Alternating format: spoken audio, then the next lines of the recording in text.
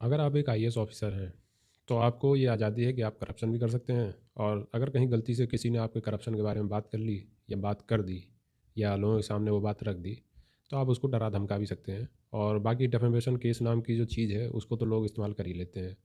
और ख़ैर अगर आईएएस अधिकारी हैं, तो आपके पास पूरा ऑप्शन रहता है कि अगर कहीं किसी ने जिसने भी आपको एक्सपोज़ किया है या आपके काम को दिखाया है कि आपने क्या गलत काम किया है, अगर वो आप ही के राज्य का हुआ, तो आप सरकारी मशीनरी का दुरुपयोग आराम से कर सकते हैं।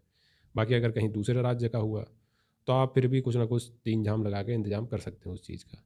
लेकिन आज के डेट में सोशल मीडिया ज़माना है, तो आप सोशल मीडिया प्लेटफ़ॉर्म का यूज़ कर सकते हैं, लाइक इंस्टाग्राम, फ़ेसबुक। वहाँ पे आप जिसने भी ये काम किया है, आपके जो अच्छे काम उनको दिखाया है, तो आप उसको वहाँ पे प्राइवेटली जाके ये बता सकते हैं कि भैया मैं तुम्हारे खिलाफ़ क्रिमिनल डिफेमेशन केस डालने जा रहा हूँ। और क्यों डालने जा रहा हूँ, उस पे बात नहीं होगी। और अभी ताज़ा मामला जो है वो है आईएएस नागार्जुन गौड़ा का। और गौड़ा जी जो हैं उन्होंने करप्शन किया था। करप्शन सही टर्म नहीं होगा, लेकिन उन्होंने कुछ ऐसा काम किया जो लीगली सही नहीं है। उन्होंने एआई जनरेटेड फ़ोटोज़ का यूज़ किया था अपने काम को दिखाने के लिए। और बस यही चीज़ जो एक एजुकेटर हैं अमित किलौर सर, उन्होंने इस चीज़ को जनता के सामने रख दिया कि उन्होंने कितना अच्छा काम किया है नागार्जुन जी ने। बस फिर क्या था, उनको नागार्जुन जी को ये चीज़ कुछ ख़ास पसंद आई नहीं। तो उन्होंने बजाय उसके कि उनको ये बताना चाहिए था कि उन्होंने ये इतना अच्छा काम क्यों किया, कैसे किया या ऐसी क्या ट्रिक थी जैसे जिससे उन्होंने ये काम भी कर लिया और उसका कोई साइड इफ़ेक्ट भी उनको नहीं देखना पड़ा। तो उन्होंने सीधा धमकाना शुरू कर दिया, भाई अब मैं तुम्हारे ऊपर क्रिमिनल डिफेमेशन केस डालने जा रहा हूँ। और ये एक बहुत ही अच्छा टूल है किसी को भी सही चीज़ दिखाने से रोकने के लिए।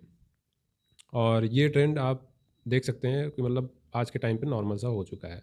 लेकिन अब बात यही आती है कि इनको इतनी अथॉरिटी मिलती कहाँ से है? या इनके पास इतनी हिम्मत आ कहाँ से जाती है कि ये कहीं पे भी, कभी भी किसी को भी धमका सकते हैं? मतलब ये नेता जो होते हैं, ये तो उनसे भी एक कदम आगे बढ़ के अपने आप को समझने लगे हैं।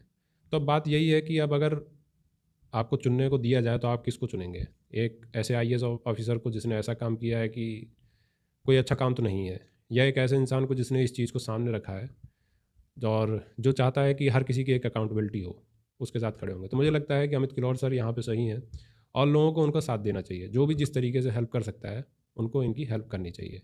और बाकी नागार्जुन जी से यही उम्मीद है कि एथिक्स की बुक अब वो बेचना बंद कर दें। Thank you.